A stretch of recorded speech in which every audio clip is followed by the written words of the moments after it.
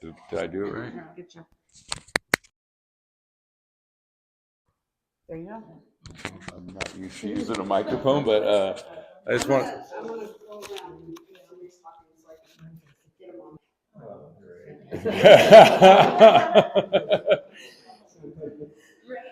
Well, I want to thank all you guys for coming out. Periodically, I like to hold town halls with stuff that's going on. We had one in Standish on Tuesday, last night in the South County, and tonight in Milford. I like to have a structured town hall. I like to have a fire update, public safety update. Class and Family Services wanted to get word out to the outlying areas about what they have to offer as well. So according to the unofficial agenda, wanted to apologize for Sheriff John McGarvey. He couldn't make it today because he was down in Sacramento fighting for us for wolves and the ridiculous coyote thing they were trying to get done. So he couldn't make it, but Deputy Gray is here and he's going to give us a public safety update. Am I supposed to pass this? So my name is Wes Gray. I'm a lieutenant with the Sheriff's Office. Like Mr. Ingram said, the sheriff couldn't make it tonight. I know he's on his way back here. He said if he had time, he would pop in and try to make an appearance. But he gave me a few talking points just to catch you guys up on some of the stuff that the Sheriff's Office has been doing. First off, I'll hand out a couple of packets I have. One is about the license plate readers that we have going up around the county. So to be able to tell you what a license plate reader is, what they do, what we're going to be doing with them, stuff like that. So I'll hand these around, and the other one is for the new app that the Sheriff's Office is going to be doing and trying to put into motion. So this will tell you a little bit about this stuff too. So I'll hand these out real quick. Yeah, I was going to say.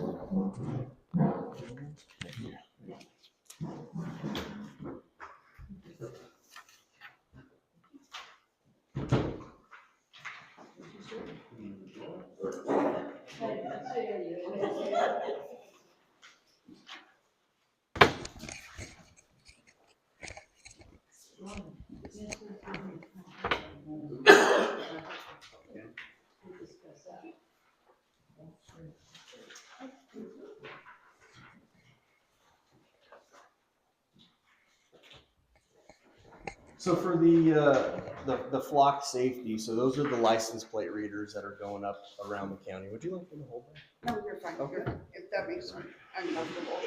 So they're license plate readers that are going to be put up around the entire county. Right now we have 3 that are installed in South County with several more to be installed around. So by reading through those, so basically what a license plate reader is if there's any vehicle of interest to the sheriff's office, to the police department, surrounding counties, we can enter that license plate number into this flock system. And then if that vehicle passes one of the cameras, it will alert our phones and give us an actual GPS location of where that vehicle was and what camera it passed through. So that, in a nutshell, is basically what it is. So it doesn't take video; it only takes still images for safety concerns for people. It won't blast out names and date of birth and social security numbers, anything like that. It's just going to give us a plate for that vehicle of interest to law enforcement. So all that data gets compiled into a system for flock safety, and that system is kept away from us. So we do have, some of us for the sheriff's office do have access to it. Not everybody in the sheriff's office will have access to it. So that way, just your run-of-the-mill deputy can't get in there and just start looking up whatever they want to look up. So the access, the administration access, is left to myself, the captain, the sheriff, and our sergeant in the investigations unit. The deputies will have access to their phone. If a vehicle of interest does ping, they'll be able to look at their phone, get into the system, and just see where that vehicle was pinged from, what camera it pinged from. But that's it. They can't just get in there and start looking at plates and vehicles and all that kind of stuff. Does anybody have any questions about? Can you explain the vehicle of interest? So let's say here in Milford, if we get, you know, a property that gets burglarized and they use the vehicle to get away, and the homeowner, just as the vehicle is leaving, caught the plate number, right? So we can put that plate number in the system and watch out for where that vehicle's at. So you have to have it, excuse me, you have to have it in the system before it pings us. So yeah, we'd have to put it in the system, you know, to watch it to see where it would go around the county. But yeah. Where are the readers at now? So right now there is one in Janesville at Main Street and Janesville Grade. There's one down in Doyle at Doyle Loop and Hackstaff. And then there's one on the Herlong Access Road at Mountain View Drive. So those are the three that are up and running right now. Can you put one on Stansbury? Unfortunately, I didn't get to pick the first. How many more are they going to? How many cameras are they going to? So I believe there's going to be 12 to 15 total Wow. throughout the entire county. Can you see it? Oh, yeah. You'll be able to see them. Yeah. If you know what you're looking for, you'd be able to see them. We have to keep them on right of ways. You know, we can't just throw them on people's property. We can't hide them. You know, like a trail camera or anything like that. They have to be visible to the public so they know what they're driving by. If they do know what the camera system is, you know, we can't hide it. So that's one of the things we weren't allowed to do. So, it does pick up stolen cars too. Yeah, stolen So- cars. Yeah, Something like that too. any vehicle like that, stolen cars, you know, property crimes, any vehicle that was associated with any crime. If we have that plate number, we can throw it in the system.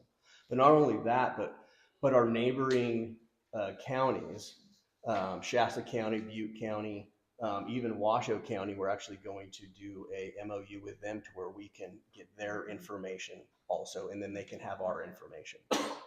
So this is for sheriffs to download that? yeah, so yeah, that's the next one.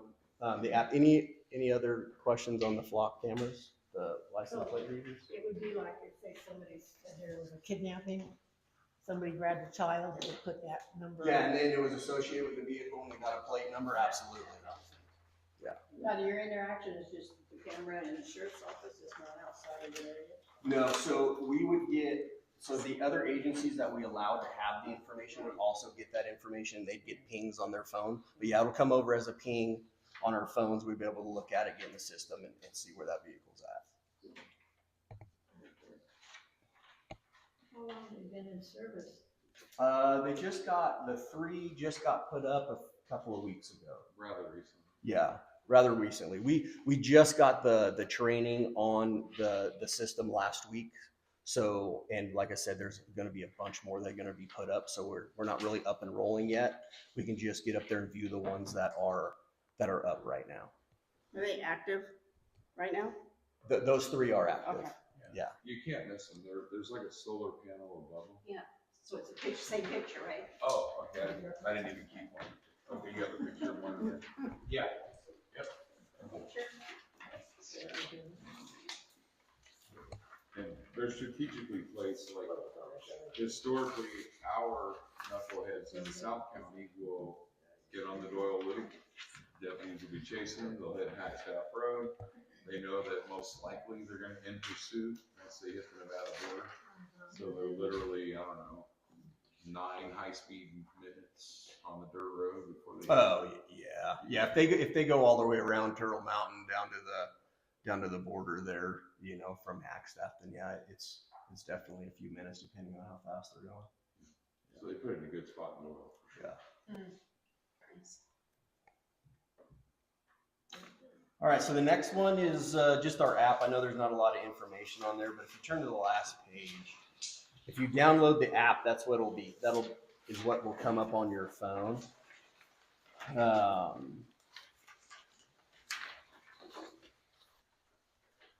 So you can have access to, you know, you can look at inmate searches, you know, who's in the jail, if somebody's in the jail. sex offenders, CCW information, jail information, the stuff that, you know, we're allowed to by law give out to you. And then, you know, anytime, you know, there's an accident on any of our highways, we can put that in there and you'll get an alert. You know, if you have to head home that way or, you know, come back into town from that way, you can get an alert on where traffic accidents are and if the highway shut down. And When will things like this be that. coming? That's soon. So I would probably say, I don't want to misquote the sheriff, but I would say it should probably be up and running within the next month. Oh, So we're pretty close. Okay. So you'll have the calls for service and everything on there. Yeah, so you will have, yes, different, if you want to see, you know, what calls for service we've had for the day, we probably won't put all of them on there and not a lot of information, but at least you'll know, like in this area, like in your area, you know, if we had a call for service that day, it may not give an exact address, but you'll know, you know, what kind of calls for service we are getting throughout the days. Yeah. It's basically the same as the highway patrol. When you look it up, tell you where the accidents are. Yeah, yeah. Cars are coming. Yeah, just an extra, you know, benefit for you guys, you know, in the different areas and what's going on in our department and things like that. What we're dealing with on a day-to-day basis, calls for service and stuff. Any questions on that? Okay. All right. So the sheriff wanted me to give you guys a rundown on the Mr. Keck situation. So right now, obviously, he's still in custody. He's going through the court system. There was a preliminary hearing held last week on 2 of his cases. He's got 3, but there was a prelim on 2 of his cases, and he got held on all of his charges. So the next step will either be he pleads to a deal, which I don't know if he's going to do that, or jury trial. So that's basically what's going on. He's not getting out anytime soon. He shouldn't get out anytime soon now. Good. Stranger things have happened. Is his brother causing havoc? I haven't heard from his brother. Not yet. No, not yet. Yeah. It's been Yeah. quiet. He's down He's here with us. fairly quiet. Yeah, we haven't heard much from him lately. Were all 3 robberies around here? No fun, but. I believe there was just the one here. I believe the other one's from farther south, right? Yeah. All right. So staffing levels for the sheriff's office right now on the patrol side, we're 3 positions down. We're about to be down 1 more. We have one of our deputies that are going to the police department probably by the end of this month or beginning of June. So we'll be down 4 people, but we do plan on sending 3 to the academy in July. Board approval on June 10th, hopefully. So we've been trying to do a lot of recruiting. Since I started in August, I went down to the College of the Siskiyous, took a couple of deputies down there with me, tried to do some recruiting in September of last year. And then we tried to do some more recruiting in March of this year, and we're just not getting anybody to come to our area from out of town. Is it all the sheriff departments or just us up here? Well, I mean, it is a lot of sheriff's office. It's law enforcement in general. It's just our area specifically. It's health benefits, it's pay, but it'll always be like that, So I'm not one to complain about that. I mean, it does suck, but at the same time, you know what? I love this area. I grew up in this area. I'll live here. I'll work here. So, yeah. But it's just hard to get people from out of the area that don't know the area to come here when they can look at, going to Shasta County and, getting paid twice as much as one of our deputies here. Plus they get signing bonuses and, we can't compete with that. you know, Corrections too, right? so, and corrections. Yeah. Or, I guess. But it'll be one of those things we're always trying to fight, but unfortunately just in our area, it's just, you know, it's just the way it is. So we just keep on trucking. We try to do the best job we can and hire the right people that we can and just keep moving because the job always has to get done. So. We appreciate that. All right. So we'll talk a little bit about search and rescue. So the sheriff's office search and rescue, it's been up and down quite a bit the last few years. It seems to be we start getting ahead of steam, and then all of a sudden we get back down. People lose interest. They stop coming out. But Sergeant Heffley right now, Sergeant Heffley for the sheriff's office, he's doing a really good job with our search and rescue team. I think he started heading up the team about a year ago. A lot of improvements, a lot of people joining in. He's having a lot of meetings. They're getting really good training done. He just started in the search and rescue realm. He started a dive team, just in case we ever, you know, have issues with our lakes around here. So we got a dive team going. That just started. They're going through a bunch of training right now. So that's looking really good. We've had to use them quite a bit this last winter, and doing a bunch of different rescues between the lake and the mountains with the snow and people getting stuck in the mud and, you know, everything else. So that's going really good. Let's see. Talked about the does anybody have any questions before we go? I only have one more thing. Federal funding, how's that affecting you guys? Federal funding. So right now we're okay. As far as the sheriff's office, the grants that we haven't been told we're going to be affected yet. I know a lot of, not a lot, but I know some, like the schools really, a lot of their federal grants, they're getting affected more than we are. But right now we're doing okay. Good. So, and then the last thing I have is fentanyl. Talk to you guys a little bit about fentanyl. So obviously, you know, if you know about fentanyl and the problems we've had, it's pretty rampant here in our county.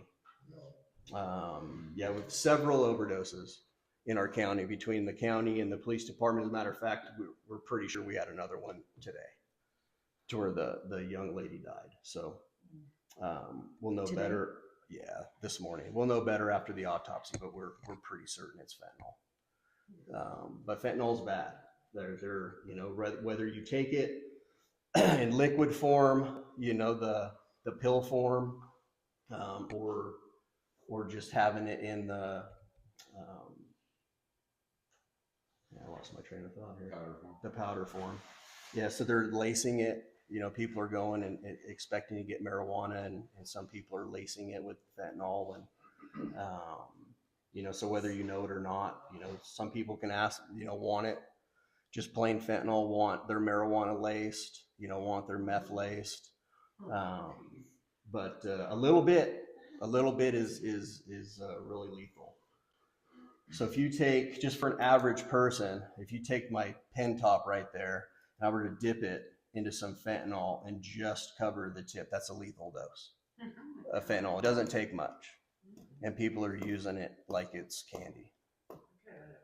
Are you guys getting a source from where it's coming from? Or So you guys we don't have, get it? obviously we have an idea, you know, just our investigations and word of mouth, some word of mouth, just like the meth, you know, down here in South County, a majority of it's coming from Reno. If you've got Westwood and all those places, you're looking at Oroville or Redding. So depending on where you have it, just like the meth, most of it's coming from out of the area, and just being brought into ours. The meth is not being made here. Some of it is, not all of it. This is stuff on your street. Yeah. Right. Maybe Yeah. from the Some of it's being clothes made also. here. You can't say it's not. Yeah. But if you've got the big pushers around in our county that are, you know, selling pounds at a time or ounces at a time, they're going out. It's They're getting it coming in in. other places. That's coming in. Yeah. So, but that's about all I had. And surprisingly, cocaine is made a strong. Yeah, it's making a comeback. Yeah, for sure. It's all laced with fentanyl as well. Wow. So are we still affected by parolees from closing down the prison that hung around here, or is that still? Yeah, we'll always have that. We still have high desert. You know, that started years ago. So they started changing that. When I was working in the jail in the early 2000s, we had a big problem and raised a big stink with parole way back then, because as far as I remembered, everybody that paroled out of here got paroled back home. And then all of a sudden you had these families that come up and visit, and oh, this is a real cool area. We can go hide out in the woods. And now all of a sudden they're changing their parole, and the state allowed them to do it. Yeah. You know, so it'll always be a problem as long as we have a prison here. So, any other questions? Okay, that's all I have. Well, you got off easy. Guard did not get off that easy in Standish or in the South County. All right. Well, thank you, Mr. Gray. I appreciate Yeah, it. you're welcome. Yeah. You're welcome. All right. So I got to press the button. Make sure it's a solid green.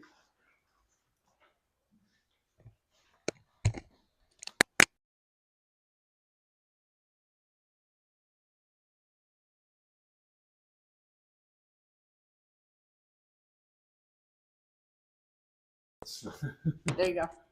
All right. Next on the agenda is Milford's Fire Chief, Ryan Irwin. He wants to give us a fire update for the season.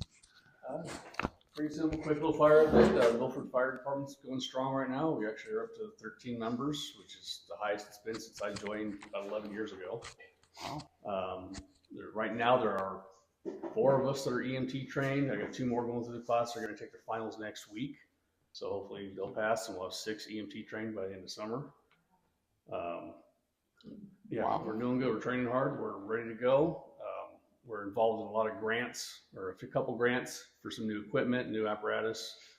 That's always a process, trying to update and keep things updated and running is the hardest part for this job, especially with volunteers, because our equipment sits and doesn't get a lot of work.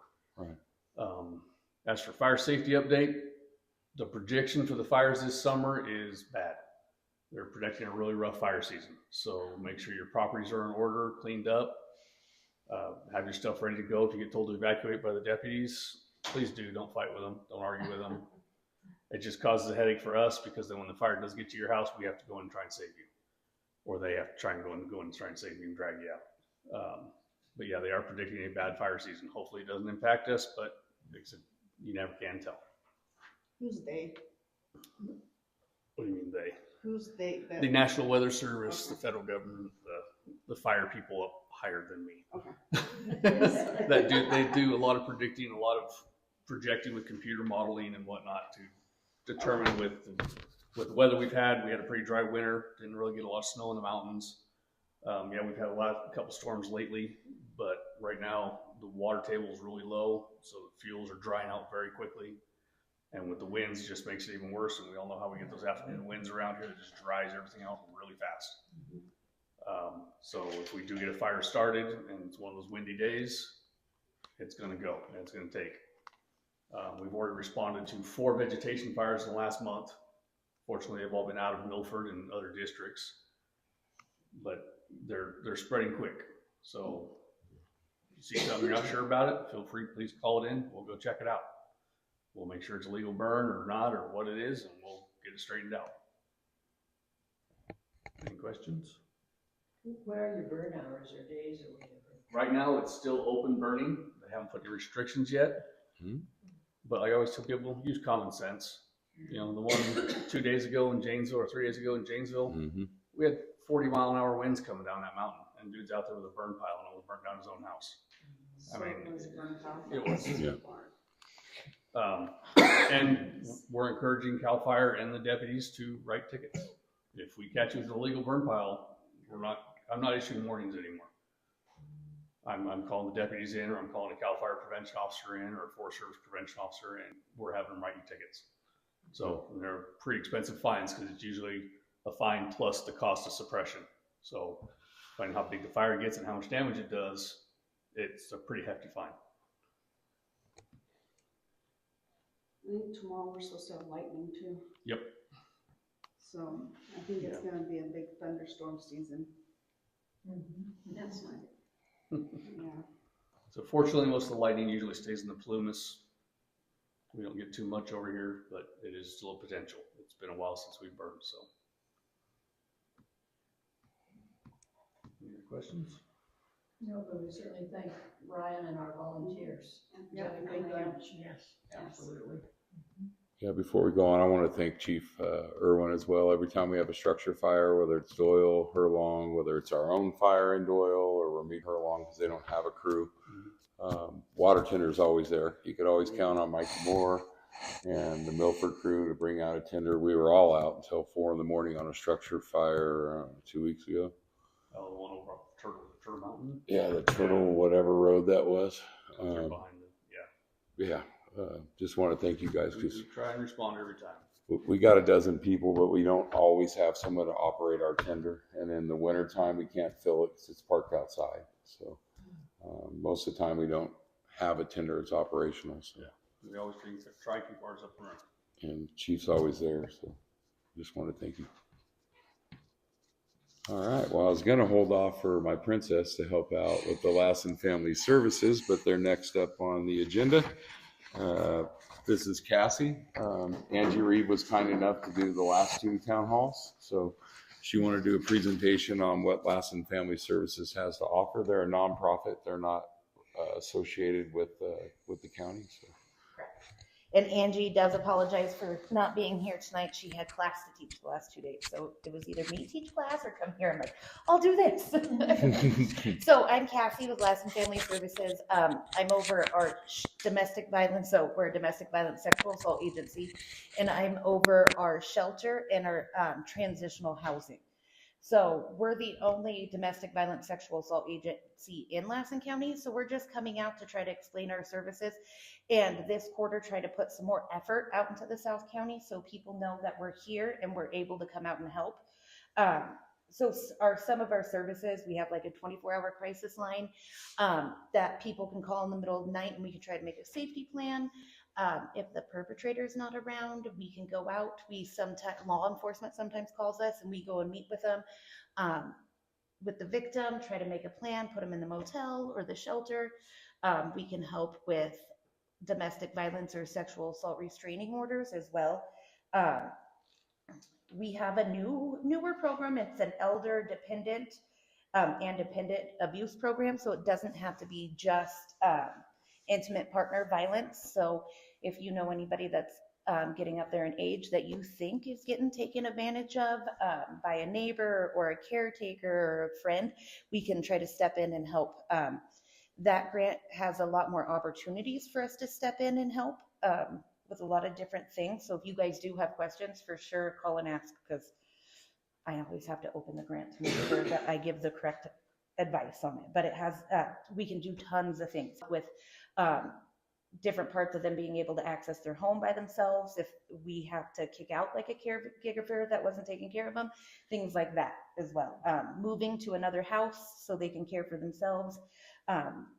We work with APS as well to try to make sure that they can get an IHSS worker if they need it, things like that. So that's a great program, still new, and we're figuring it out. I always ask for forgiveness when I'm like, yes, we can do that. So for our housing, first, it's a transitional housing. We have like 5 units in town where we can pay for up to a year for victim survivor to get on their feet and rebuild their credit and be able to move forward in society on their own, which is a great program. We pay for everything for that whole year, and we case plan and do counseling and help set up for everything that they might need so that they can move forward. And it's not this vicious cycle of them going through the shelter and then moving back in with the perpetrator or some family and then just repeating. So that's great. Our shelter is a five bedroom, and you can stay there for up to 120 days. It used to work pretty well that once they moved in, you could start to fill out those low income applications in the first couple days and you would be able to get into an apartment. or find housing that you can afford, but right now you can't. Apartment waits are like 6 to 8 months, um, and even longer for the elder ones over there, the Susan River and Escaton. That's like a year and something out. So we are kind of having a hard time with that part on our elder grant, trying to find places for people to go that is safe for them. So we're having a little bit of trouble. We do have a parenting program as well. It's for kids, for parents with kids ages 5 through 18. And I brought some stuff for that. And we're now doing a parenting class out here in Herlong once a week on Tuesdays. So that is new. If you have any questions, just give us a call. And then we have a community clothing closet too, that's open to anybody. So you can donate clothes. If you know somebody that's in need, they can give us a call and make a clothing closet appointment. It's pretty awesome. So I think that's pretty much all of our services. Nope. Court appointed special advocate. That's a CASA. So when you get a kid that is taken away from the home and they're in foster care, they get provided a CASA, and that is the voice for a child. So those are mostly based on volunteers that can meet with a child at least once or twice a month, and you make sure that the child's needs are getting met. If they want to play sports, or they want to try out for something, or they need a uniform to be able to play this, or soccer cleats, that cost is there to have a voice for them. And then they write a report as well that goes to the judge, and he gets to read over it and understand what the child's wishes are as well. So if you are looking to volunteer, it's a great program. We do have a wait list. I think we had like 17 kids on our wait list. So there's a lot. And we have 2 CASAs that are employed by us, and they have kids too. So we try to serve everybody, but it's a lot. So that is all of our things. But I brought some just regular Lassen Family Services pamphlets, and then the elder abuse one. This weekend we have a CASA Gala, which is really fun. Go out and enjoy your night and meet other CASAs. I have some flyers here for that senior fair that is at the Senior Center on Sunkist for 13th of June. Our parenting class that has, because we have one now in Herlong, Westwood, and Susanville. And then on Mondays, we have a life skills budgeting class that we meet at 11 to 12 on Mondays and do different kinds of life skills budgeting classes. And it all changes. We try to hit on different topics. We might also, we've brought people in from different agencies that might be able to help with different needs on information on like the Diploma Gold program, or Workforce for Alliance, things like that. And then the last Monday of the month, we always do a cooking class as well. So if you guys have any questions, let me know. Do you think there's anything that would help with us coming out here as the Lassen Family Services to help in any way? Questions? Okay. What was the flyer for old people? The elder abuse thing? No. Senior fair. Yeah. Okay. Do you want one of these and both? I I like it. Pass them around. And then, yeah, here, we'll pass both of these around. Oh. Stress. I'm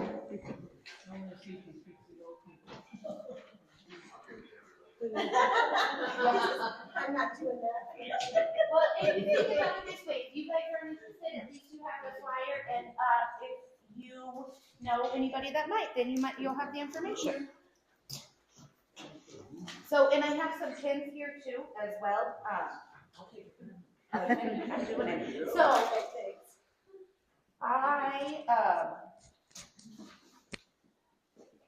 our pin has our price.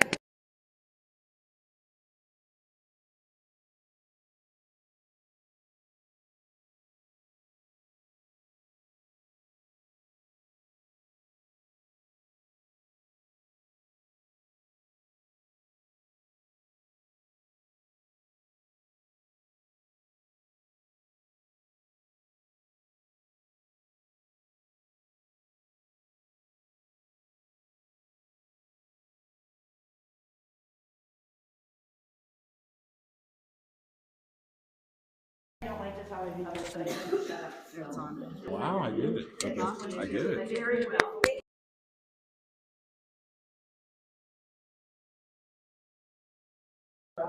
Well, I didn't want it on, but you didn't want me to have it on. So. It sounds better on the.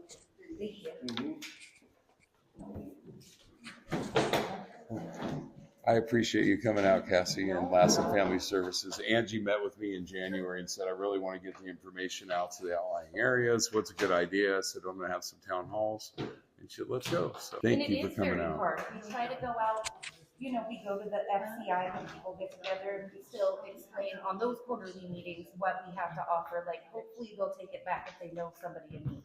But it is hard not knowing different ways to be able to get out and reach the outlying areas because we are such a big county and it can be very difficult for us to get the word out there. So. Well, that's coming up next month. The FCI breakfast. I know. I love the biscuits and gravy. And like, do not take my breakfast away from me. No, that biscuits and gravy is really good. That's my one I get to do. I don't mind popping there. Right on. Well, last but not least, I wanted to hold the town halls just to stay in touch.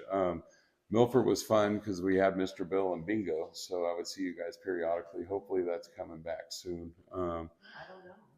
I hope so. Mr. Bill said he's on his honeymoon, or rather, so He he's. just got engaged. Oh, okay. He did say we'll have it again soon. So we've been collecting prizes, and I know they love to come out with me and play bingo out here. So.